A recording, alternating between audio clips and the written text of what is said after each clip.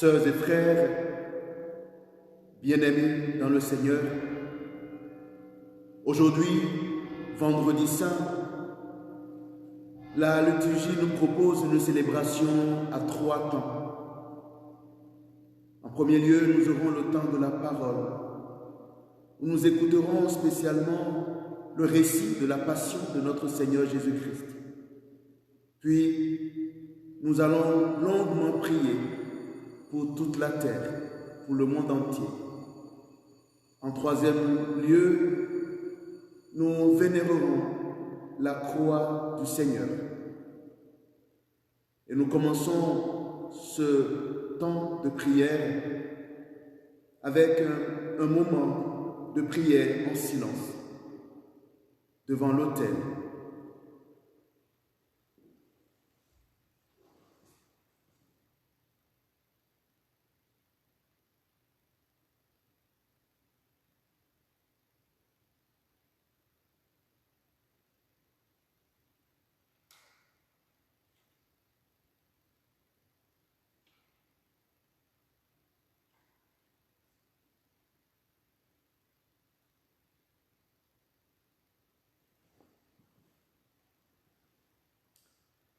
Prions le Seigneur.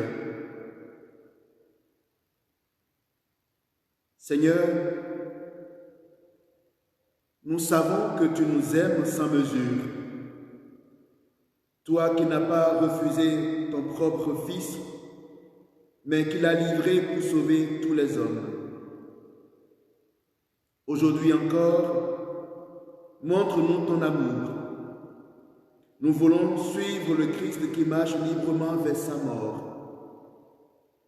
Soutiens-nous comme tu l'as soutenu et sanctifie-nous dans le mystère de sa Pâque. Lui qui vit et règne avec toi et le Saint-Esprit, maintenant et pour les siècles des siècles. Amen.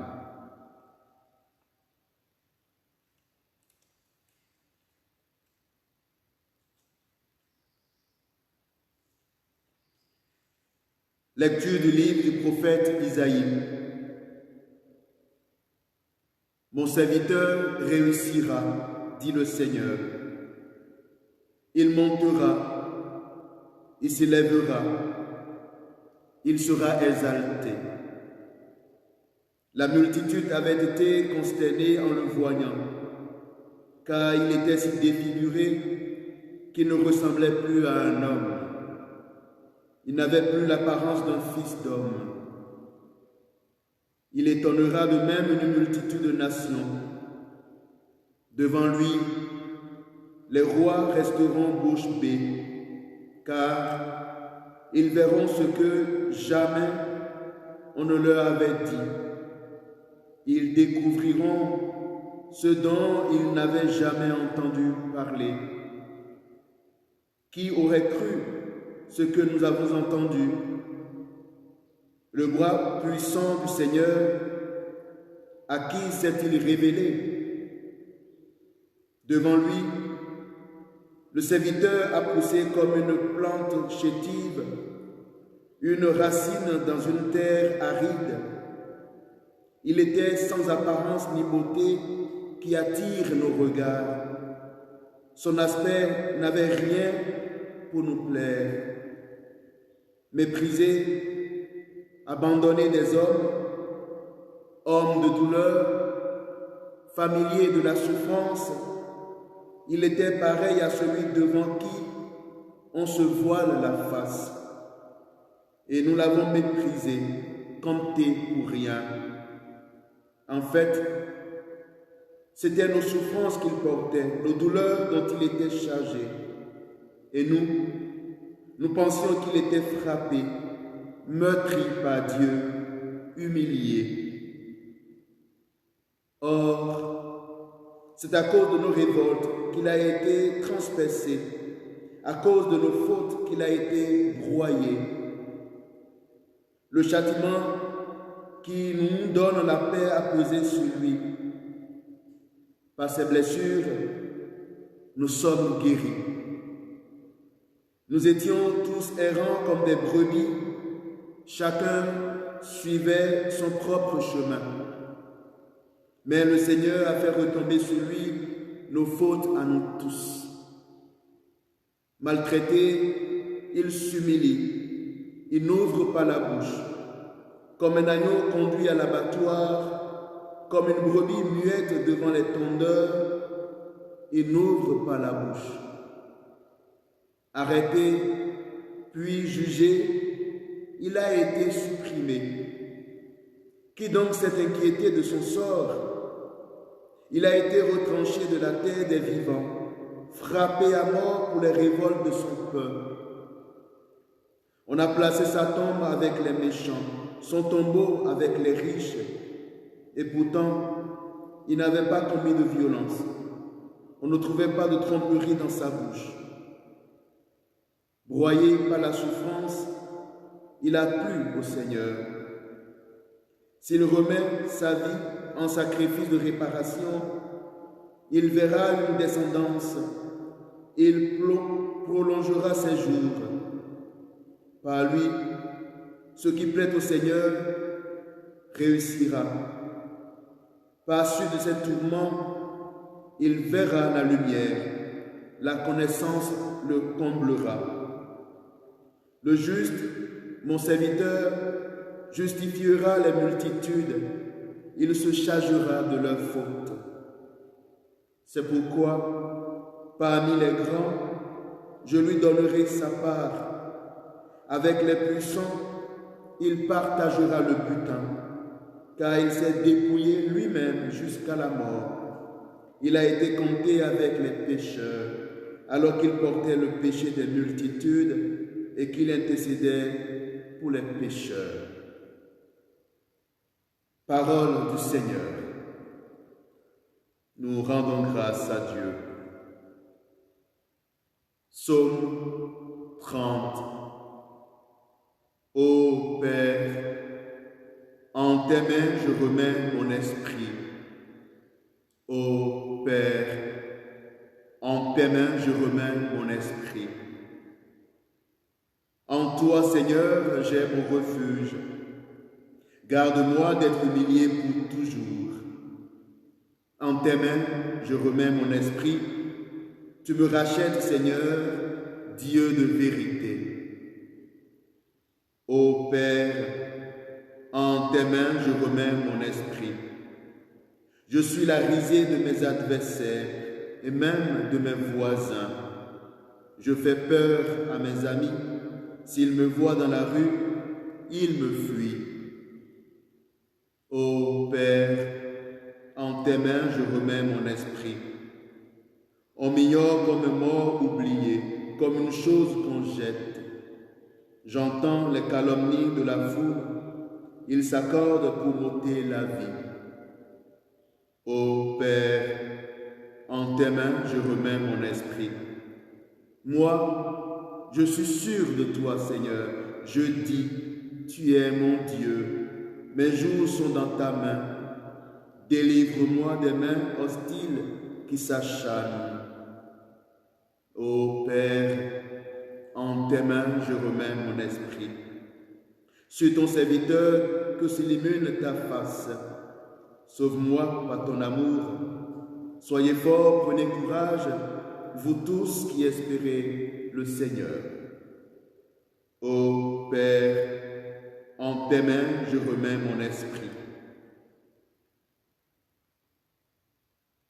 Lecture de la lettre aux Hébreux. Frères et sœurs, en Jésus, le Fils de Dieu, nous avons le grand prêtre par excellence, celui qui a traversé les cieux. Tenons donc ferme l'affirmation de cette foi. En effet, nous n'avons pas un grand prêtre incapable de compatir à nos faiblesses, mais un grand prêtre éprouvé en toutes choses, à notre ressemblance, excepté le péché. Avançons-nous donc avec assurance vers le trône de la grâce, pour obtenir miséricorde et recevoir en temps voulu la grâce de son secours. Le Christ, pendant les jours de sa vie dans la chair, offrit avec un grand cri et dans les larmes des prières et des supplications à Dieu qui pouvait le sauver de la mort. Et il fut exaucé en raison de son grand respect. Bien qu'il soit le Fils, il a pris par ses souffrances l'obéissance et, conduit à sa perfection, il est devenu pour tous ceux qui lui obéissent la cause du salut éternel. Parole du Seigneur. Nous rendons grâce à Dieu.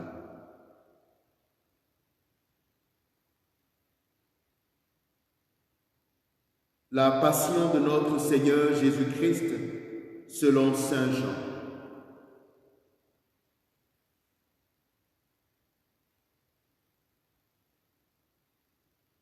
En ce temps-là, après le repas, Jésus sortit avec ses disciples et traversa le torrent du Cédron. Il y avait là un jardin dans lequel il entra avec ses disciples. Judas, qui le livrait, connaissait l'endroit lui aussi, car Jésus et ses disciples s'y étaient souvent réunis. Judas, avec un détachement de soldats, ainsi que des gardes envoyés par les grands prêtres et les pharisiens, arrive à cet endroit. Ils avaient des lanternes, des torches et des armes. Alors, Jésus, sachant tout ce qui allait lui arriver, s'avança et leur dit: « Qui cherchez-vous » Ils lui répondirent: « Jésus le Nazaréen. » Il leur dit: « C'est moi, je le suis. » Judas, qui le livrait, se tenait avec eux. Quand Jésus leur répondit: « C'est moi, je le suis », ils reculèrent et ils tombèrent à terre. Il leur demanda de nouveau: « Qui cherchez-vous » Ils dirent: « Jésus le Nazaréen. » Jésus répondit: « Je vous l'ai dit, c'est moi, je le suis. Si c'est bien moi que vous cherchez, ceux-là, laissez-les partir. » Ainsi s'accomplissait la parole qui avait dite: « Je n'ai perdu aucun de ceux que tu m'as donnés. » Or, Simon-Pierre avait une épée. Il la tira, frappa le serviteur du grand prêtre et lui coupa l'oreille droite. Le nom de ce serviteur était Malchus. Jésus dit à Pierre: « Remets ton épée au fourreau. La coupe que m'a donnée le Père, vais-je refuser de la boire ?» Alors, la troupe, le commandement et les gardes juifs se saisirent de Jésus et le ligotèrent. Ils l'amenèrent d'abord chez Anne, beau-père de Caïphe, qui était grand prêtre cette année-là. Caïphe était celui qui avait donné aux Juifs ce conseil: « Il vaut mieux qu'un seul meure pour le peuple. » Or, Simon-Pierre, ainsi qu'un autre disciple, suivait Jésus. Comme ce disciple était connu du grand prêtre, il entra avec Jésus dans le palais du grand prêtre. Pierre se tenait près de la porte, dehors. Alors, l'autre disciple, celui qui était connu du grand prêtre, sortit, dit un mot à la servante qui gardait la porte et fit entrer Pierre. Cette jeune servante dit alors à Pierre: « N'es-tu pas toi aussi l'un des disciples de cet homme ?» Il répondit: « Non, je ne le suis pas. » Les serviteurs et les gardes se tenaient là. Comme il faisait froid, ils avaient fait un feu de braise pour se réchauffer. Pierre était avec eux en train de se chauffer. Le grand prêtre interrogea Jésus sur ses disciples et sur son enseignement. Jésus lui répondit, « Moi, j'ai parlé au monde ouvertement. J'ai toujours enseigné à la synagogue et dans le temple, là où tous les Juifs se réunissent. Et je n'ai jamais parlé en cachette. Pourquoi m'interroges-tu? Ce que je leur dis, demande-le à ceux qui m'ont entendu.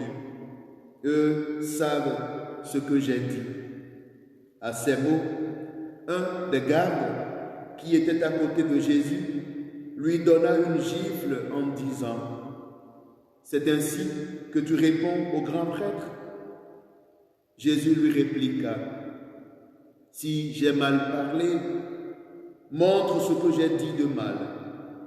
Mais si j'ai bien parlé, pourquoi me frappes-tu? » Anne l'envoya toujours ligoté au grand prêtre Caïphe. Simon-Pierre était donc en train de se chauffer. On lui dit, « N'es-tu pas, toi aussi, l'un de ses disciples ?» Pierre le nia et dit, « Non, je ne le suis pas. » Un des serviteurs du grand prêtre, parent de celui à qui Pierre avait coupé l'oreille, insista, « Est-ce que moi, je ne t'ai pas vu dans le jardin avec lui? » Encore une fois, Pierre le nia, et aussitôt, le coq chanta. Alors, on amène Jésus de chez Caïphe au prétoire. C'était le matin. Ceux qui l'avaient amené n'entraient pas dans le prétoire pour éviter une souillure et pouvoir manger l'agneau pascal. Pilate sortit donc à leur rencontre et demanda, « Quelle accusation portez-vous contre cet homme ?» Ils lui répondirent, « S'il n'était pas un malfaiteur, nous ne t'aurions pas livré cet homme. » Pilate leur dit, « Prenez-le vous-même et jugez-le suivant votre loi. » Les Juifs lui dirent, « Nous n'avons pas le droit de mettre à mort quelqu'un. » Ainsi s'accomplissait la parole que Jésus avait dite pour signifier de quelle mort il allait mourir. Alors, Pilate rentra dans le prétoire. Il appela Jésus et lui dit, « Es-tu le roi des Juifs ?» Jésus lui dit, « Dis-tu cela de toi-même ou bien te l'ont dit à mon sujet ?» Pilate répondit, « Est-ce que je suis juif, moi? Ta nation et les grands prêtres t'ont livré à moi. Qu'as-tu donc fait? » Jésus déclara, « Ma royauté n'est pas de ce monde. Si ma royauté était de ce monde, j'aurais des gardes qui se seraient battus pour que je ne sois pas livré aux Juifs. En fait, ma royauté n'est pas d'ici. » Pilate lui dit, « Alors, tu es roi? » Jésus répondit, « C'est toi-même qui dis que je suis roi. Moi, je suis né, je suis venu dans le monde pour ceci, rendre témoignage à la vérité. Quiconque appartient à la vérité, écoute ma voix. » Pilate lui dit, « Qu'est-ce que la vérité? » Ayant dit cela, il sortit de nouveau à la rencontre des Juifs et il leur déclara, « Moi, je ne trouve en lui aucun motif de condamnation. Mais chez vous, c'est la coutume que je vous relâche quelqu'un pour la Pâque. Voulez-vous donc que je vous relâche le roi des Juifs? » Alors, ils répliquèrent en criant, « Par lui, mais Barabbas. » Or, ce Barabbas était un bandit. Alors Pilate fit saisir Jésus pour qu'il soit flagellé. Les soldats tressaient avec des épines une couronne qu'ils lui posèrent sur la tête. Puis ils le revêtirent d'un manteau pourpre.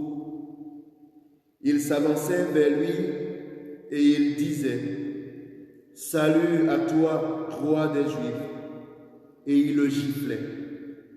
Pilate, de nouveau, sortit dehors et leur dit, voyez, je vous l'amène dehors pour que vous sachiez que je ne trouve en lui aucun motif de condamnation. Jésus donc sortit dehors, portant la couronne d'épines et le manteau pourpre. Et Pilate leur déclara, voici l'homme. Quand ils le virent, les grands prêtres et les gardes se mirent à crier, crucifie-le, crucifie-le. Pilate leur dit, prenez-le vous-même et crucifiez-le. Moi, je ne trouve en lui aucun motif de condamnation. Ils lui répondirent, nous avons une loi, et suivant la loi, il doit mourir, parce qu'il s'est fait fils de Dieu. Quand Pilate a entendu ces paroles, il redoubla de crainte.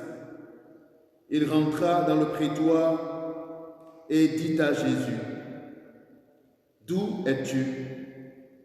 Jésus ne lui fit aucune réponse. Pilate lui dit alors, tu refuses de me parler à moi? Ne sais-tu pas que j'ai pouvoir de te relâcher et pouvoir de te crucifier? Jésus répondit, tu n'aurais aucun pouvoir sur moi si tu ne l'avais pas reçu d'en haut. C'est pourquoi celui qui m'a livré à toi porte un péché plus grand. Dès lors, Pilate cherchait à le relâcher, mais des Juifs se mirent à crier, si tu le relâches, tu n'es pas un ami de l'empereur. Quiconque se fait roi s'oppose à l'empereur. En entendant ces paroles, Pilate amena Jésus au dehors. Il le fit asseoir sur une estrade au lieu dit le dallage, en hébreu Gabata. C'était le jour de la préparation de la Pâque, vers la 6e heure, environ midi. Pilate dit aux Juifs, voici votre roi. Alors ils crièrent, à mort, crucifie-le. Pilate leur dit, vais-je crucifier votre roi? Les grands prêtres répondirent, nous n'avons pas d'autre roi que l'empereur. Alors il leur livra Jésus pour qu'il soit crucifié. Il se saisit de Jésus et lui-même, portant sa croix, sortit en direction du lieu dit le crâne ou calvaire, qui se dit en hébreu Golgotha. C'est là qu'il le crucifiait et deux autres avec lui, un de chaque côté et Jésus au milieu. Pilate avait rédigé un écriteau qu'il fit placer sur la croix. Il était écrit, Jésus, le Nazaréen, roi des Juifs. Beaucoup de Juifs lurent cet écriteau parce que l'endroit où l'on avait crucifié Jésus était proche de la ville et que c'était écrit en hébreu, en latin et en grec. Alors les grands prêtres des Juifs dirent à Pilate, n'écris pas roi des Juifs, mais cet homme a dit, je suis le roi des Juifs. Pilate répondit, ce que j'ai écrit, je l'ai écrit. Quand les soldats eurent crucifié Jésus, ils prirent ses habits. Ils en firent 4 parts, une pour chaque soldat. Ils prirent aussi la tunique. C'était une tunique sans couture, tissée toute d'une pièce de haut en bas. Alors, ils se dirent entre eux, ne la déchirons pas, désignons par le sort celui qui l'aura. Ainsi s'accomplissait la parole de l'Écriture. Ils se sont partagés mes habits, ils ont tiré au sort mon vêtement. C'est bien ce que firent les soldats. Or, près de la croix de Jésus se tenait sa mère et la sœur de sa mère, Marie, femme de Cléophas, et Marie-Madeleine. Jésus, voyant sa mère et près d'elle le disciple qu'il aimait, dit à sa mère, « Femme, voici ton fils. » Puis il dit au disciple, « Voici ta mère. » Et à partir de cette heure-là, le disciple l'a pris chez lui.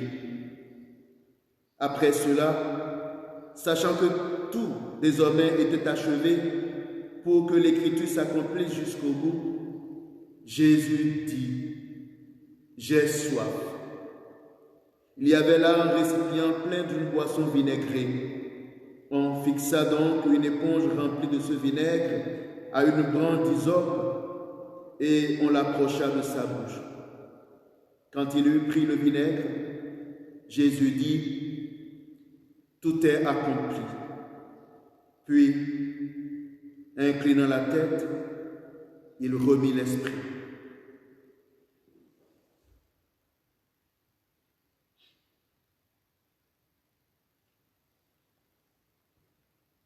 Comme c'était le jour de la préparation, c'est-à-dire le vendredi, il ne fallait pas laisser les corps en croix durant le sabbat, d'autant plus que ce sabbat était le grand jour de la Pâque.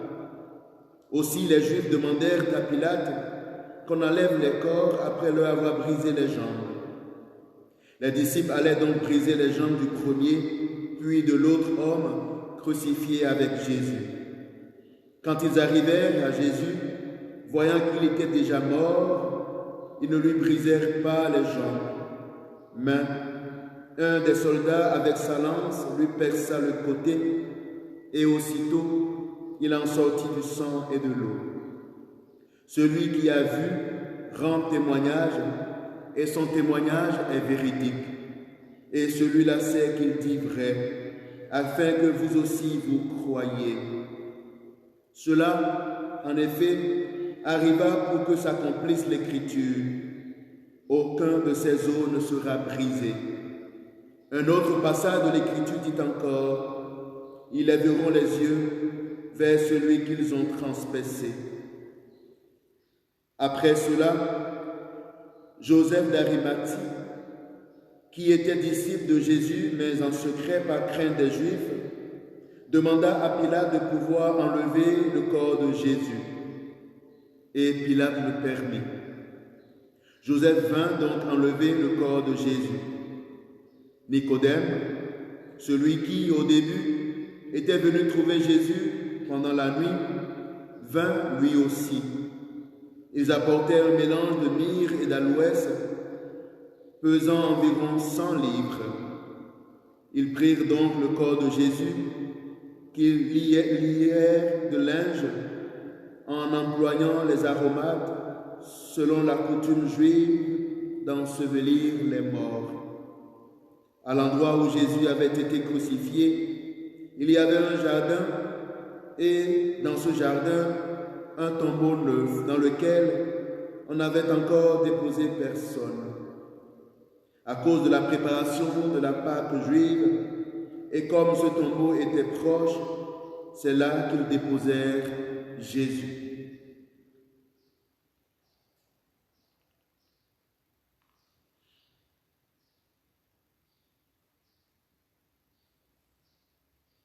Bien-aimés du Seigneur,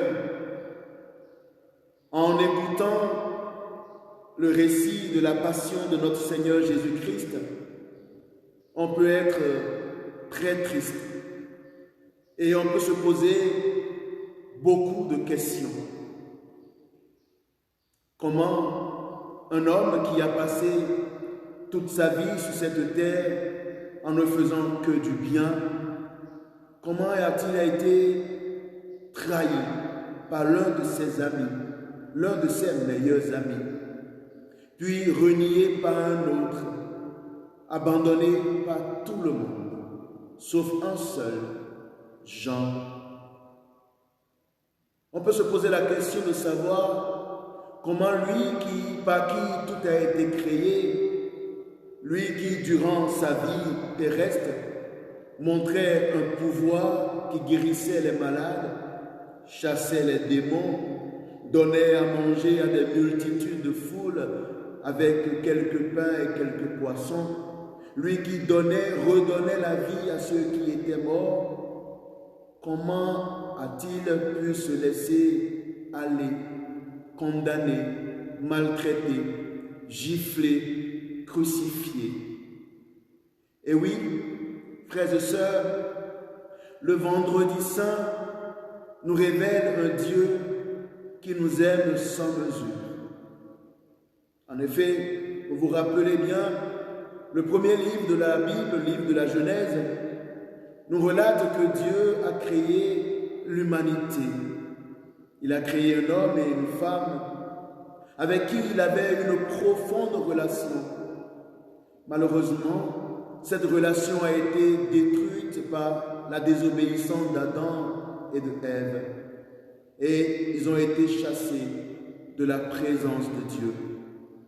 Mais pour autant, Dieu n'a pas rejeté ce qu'il a créé. Il n'a pas rejeté l'humanité. Et voilà pourquoi, depuis des éternités, il cherchait à renouer avec l'humanité.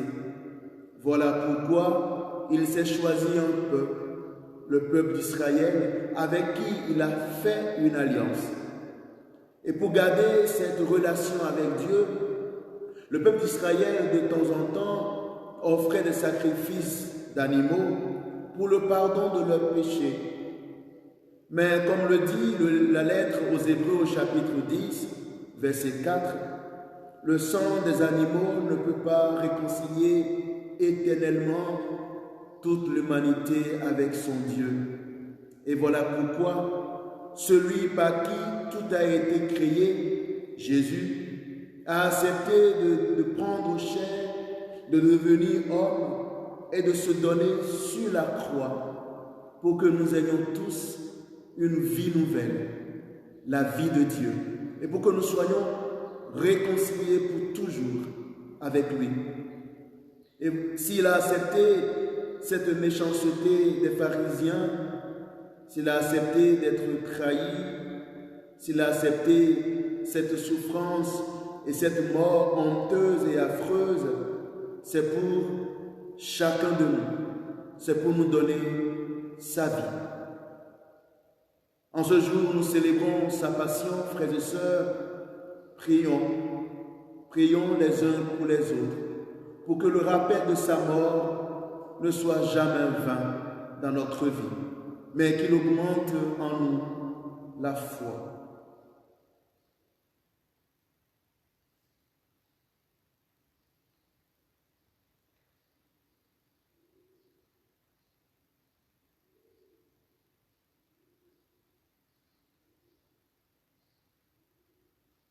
Sur la croix, frères et sœurs, le Christ porte le péché du monde.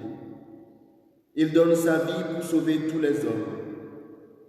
Sa passion est souffrance extrême. Sa passion est amour absolu. Unissons notre prière pour lui confier les souffrances de notre monde. Implorons son amour pour l'humanité, pour son Église, pour notre terre, pour toute la création. Prions, frères et sœurs, pour la sainte Église de Dieu. Que le Dieu Tout-Puissant lui donne la paix et l'unité, qu'il la protège dans tout l'univers et qu'il nous accorde une vie calme et paisible pour que nous rendions gloire à notre Dieu.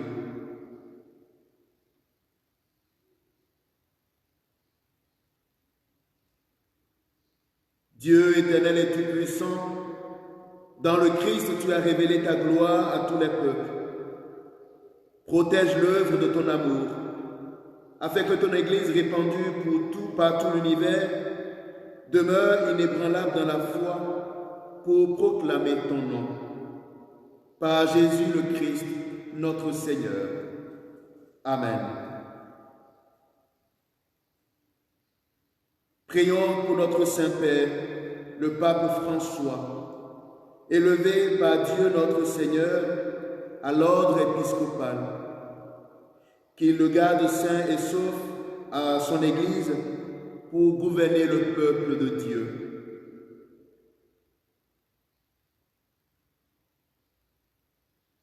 Dieu éternel et tout-puissant, dont la sagesse organise toutes choses, daigne écouter notre prière. Protège avec amour le pape que tu as choisi, afin que sous la conduite de ce pasteur, le peuple chrétien que tu gouvernes progresse toujours dans la foi. Par Jésus le Christ, notre Seigneur. Amen. Prions pour notre évêque Luc, pour tous les évêques, pour les prêtres, les diacres et tous ceux qui remplissent des ministères dans l'Église, et pour l'ensemble du peuple des croyants.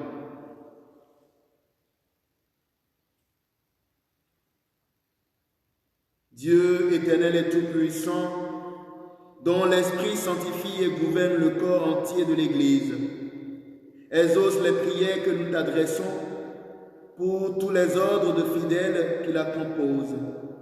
Que chacun d'eux, par le don de ta grâce, te serve avec fidélité. Par Jésus le Christ notre Seigneur. Amen. Prions pour nos catéchumènes. Que Dieu notre Seigneur ouvre leur intelligence et leur cœur et qu'il les accueille dans sa miséricorde. Après avoir reçu le pardon de tous leurs péchés par le bain de la nouvelle naissance, qu'ils soient incorporés à notre Seigneur Jésus-Christ. Dieu éternel et tout-puissant, toi qui assures toujours la fécondité de ton Église, augmente en nos catéchumènes l'intelligence et la foi, qu'ils renaissent à la source du baptême et prennent place parmi tes enfants d'adoption. Par Jésus, le Christ, notre Seigneur. Amen.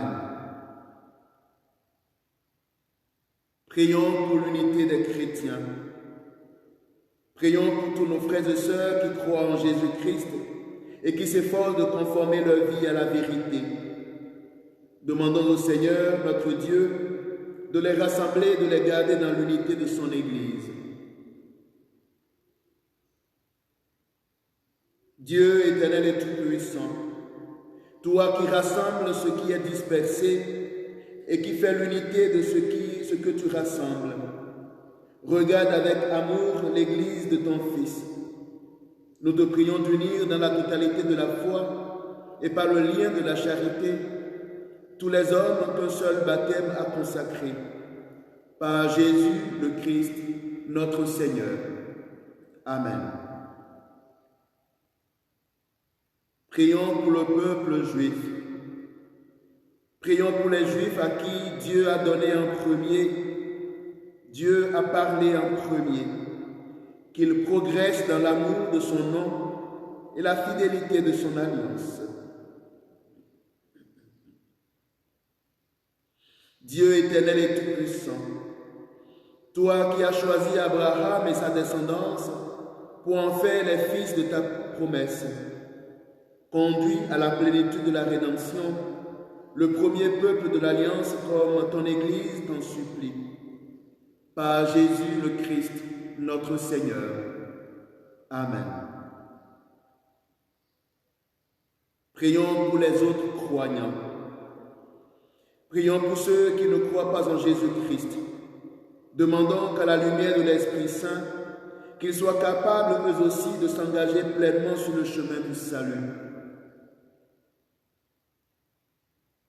Dieu éternel et tout-puissant, donne à ceux qui ne croient pas au Christ d'aller sous ton regard avec un cœur sincère, afin de parvenir à la connaissance de la vérité. Et donne-nous de mieux nous aimer les uns les autres et d'ouvrir davantage notre vie à la tienne, pour être dans le monde de meilleurs témoins de ton amour. Par Jésus le Christ, notre Seigneur. Amen.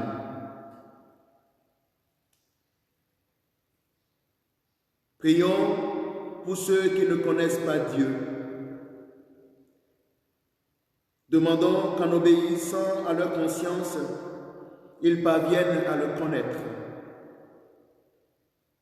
Dieu éternel et tout-puissant, toi qui as créé les hommes pour qu'ils te cherchent de tout leur cœur et que leur cœur s'apaise en te trouvant, fais qu'au milieu des difficultés de ce monde, tous puissent discerner les signes de ta bonté et rencontrer des témoins de ton amour.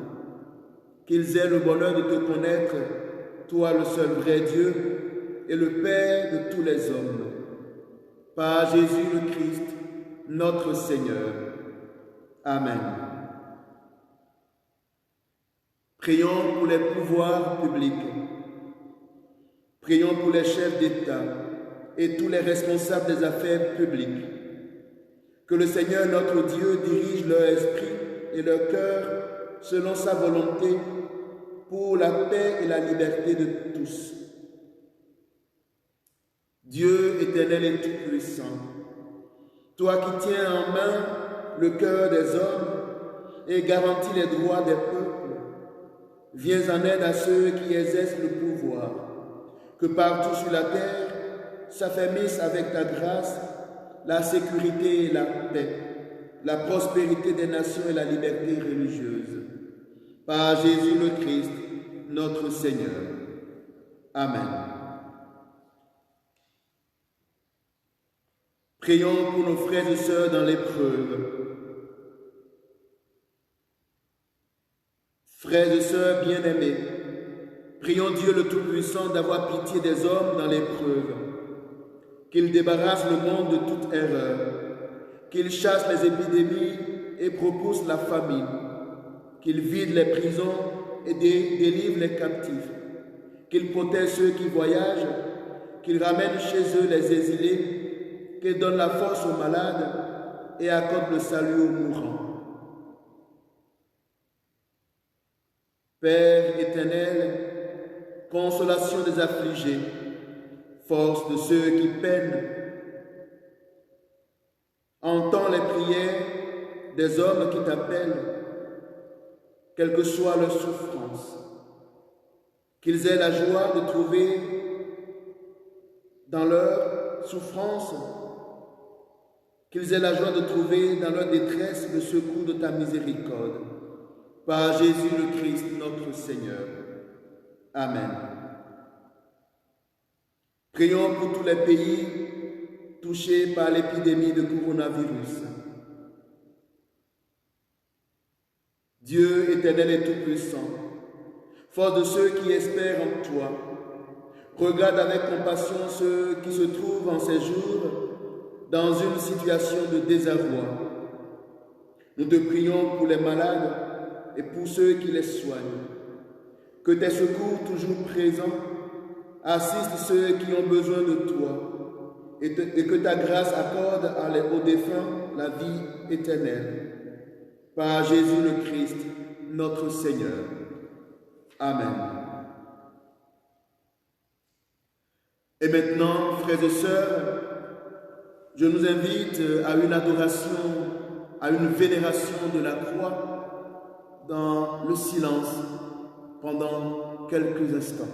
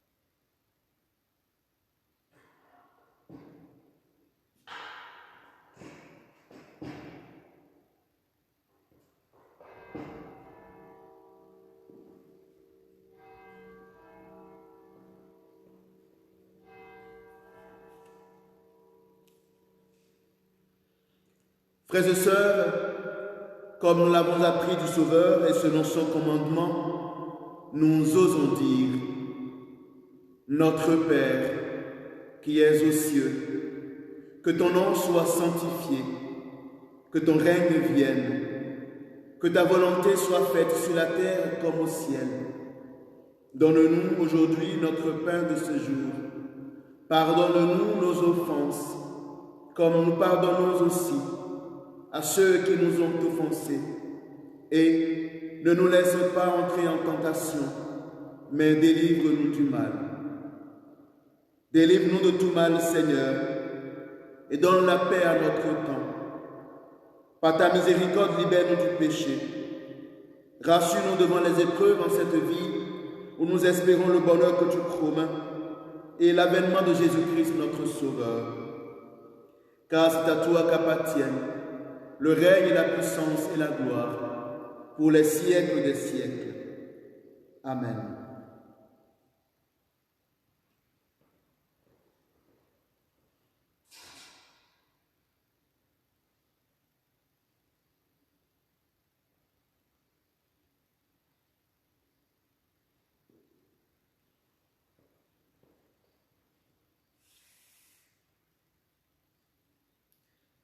Bien-aimés du Seigneur, voici le pain rompu, signe du corps du Christ rompu sur la croix.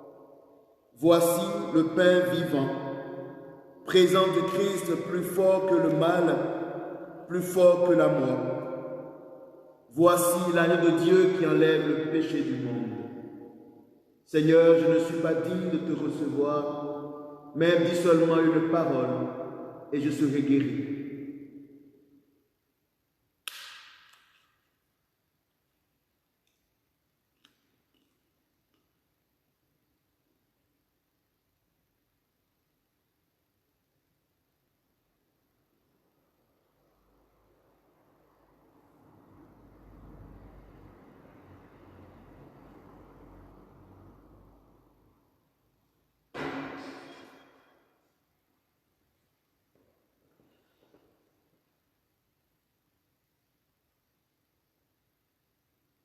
Prions le Seigneur. Dieu de puissance et de miséricorde, toi qui nous as renouvelés par la mort et la résurrection de ton Fils, entretiens en nous l'œuvre de ton amour. Que notre communion à ce mystère consacre notre vie à ton service. Par Jésus le Christ, notre Seigneur. Amen. Que ta bénédiction, Seigneur, descende en abondance sur ton peuple qui a célébré la mort de ton Fils dans l'espérance de sa résurrection. Accorde-lui pardon et réconfort, augmente sa foi, assure son éternelle rédemption. Par Jésus le Christ, notre Seigneur. Amen. Bien-aimés dans le Seigneur, je vous remercie une fois encore pour cette communion de prière. Je vous donne rendez-vous demain pour célébrer ensemble la veillée pascale, la résurrection de notre Seigneur Jésus-Christ. Et puisque cette messe est supposée être célébrée la nuit, on ne se retrouvera pas à 15h, mais plutôt à 18h. Je vous donne donc rendez-vous demain, 18h, pour la veillée pascale. Soyez bénis.